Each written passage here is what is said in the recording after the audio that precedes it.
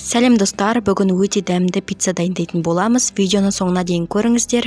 Ендеше бастайық. Бірінші қамыр илеп алатын боламыз.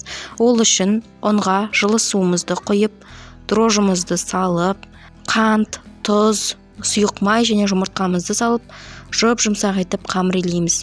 Және де айта кететін жайт, ұнымыз ситадан өткізілген болуы тиіс. Сонда өте жұмсақ, сондай күшті қамыр шығады.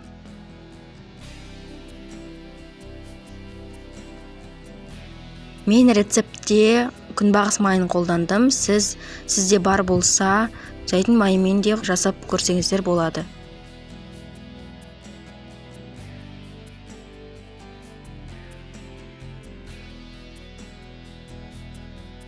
Қамырымызды бірінші қасықпен араластырып алып, одан кейін барып қолымызбен илейтін боламыз.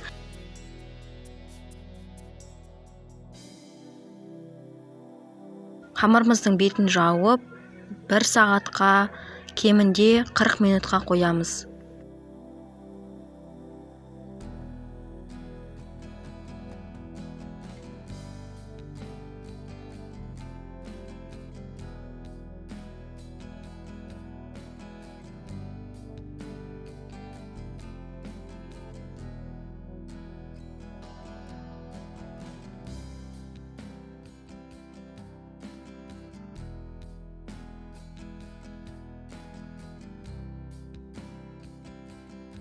Бұл қамыр 4 пиццаға арналған. Енді көтерілген қамырымызды 4-ке бөліп, әрбір бөлікті жұқа қылып жайып шығамыз.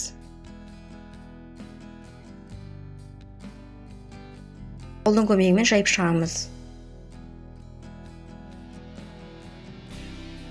Жайылған қамырға кетчуп пен майонезден дайындалған соусымызды жақтым.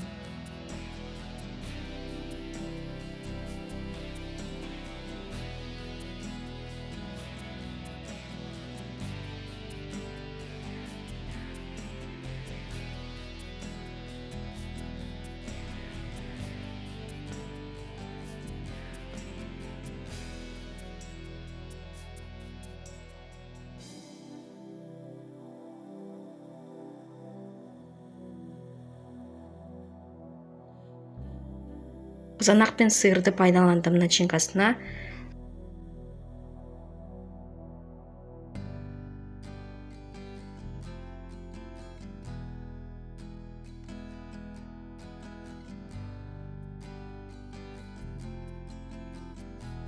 Енді үстіне күштен өткізілген сиырымызды салып, духовкаға жібереміз. 180 градусты 8 минуттай пісіріп аламыз.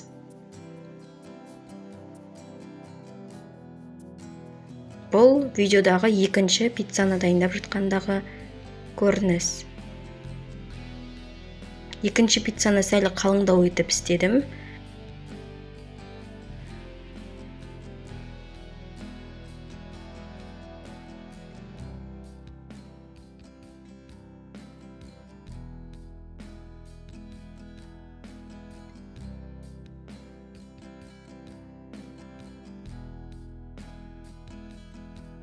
Каналға тіркеліп, лайк басуды ұмытпаңыздар.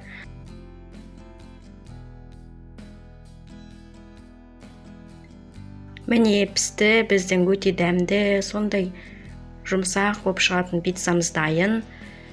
Қалауыңыз бойынша начинкасын алмастырып жасай беруге болады. Іші піседі, шикі болып қалмайды. Видеоны соңына дейін көргендеріңізге рахмет. Міндетті түрде жасап көріңіздер, отбасыларыңызды қуантыңыздар. Ас болсын!